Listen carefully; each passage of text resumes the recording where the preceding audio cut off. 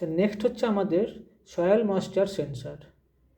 দেখো, এটা দুটো পার্ট আছে। এটা হচ্ছে soil moisture sensor total type, এটা দুটো পার্ট আছে। এটা অ্যাকচুয়াল সেন্সারটা, এটা হচ্ছে অ্যাকচুয়াল সেন্সারটা।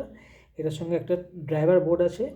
এই সেন্সার থেকে এই দুটো পিন দিয়ে এই ড্রাইভার বোর্ডের সঙ্গে কানেক্টিভিটি হয়, এবং আলটিমেট এই ড্রাইভার বোর্ড থেকে যে চারটে আউটপুট পিন আছে, একটা ভিসিসি, একটা জিএনডি, একটা ডিজিটাল আউটপুট, একটা অ্যানালগ আউটপুট, এই চারটে পিন তোমার অর্ডিনো বা কন্ট্রোলার বোর্ডের সঙ্গে কানেক্টিভিটি করতে হবে।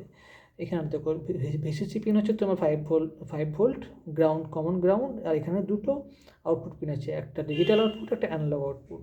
ডিজিটাল আউটপুট মানে হচ্ছে তোমার 3.3 আর জিরো যে কোনো একটা স্টেট দিতে পারে, আর অ্যানালগ আউটপুট মানে হচ্ছে তোমার ভেরিয়েবল একটা ভোল্টেজ দিতে পারে 0 to 5 ভোল্ট।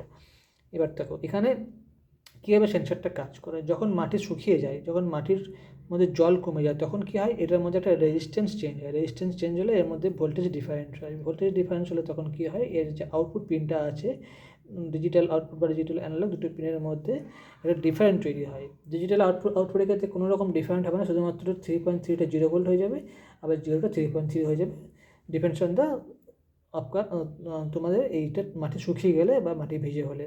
আর অ্যানালগ আউটপুটটা হচ্ছে তোমার কতটা শুকিয়েছে বা কতটা ভিজে আছে তার উপর ডিপেন্ড করে একটা ভেরিয়েবল ভোল্টেজও দেয়।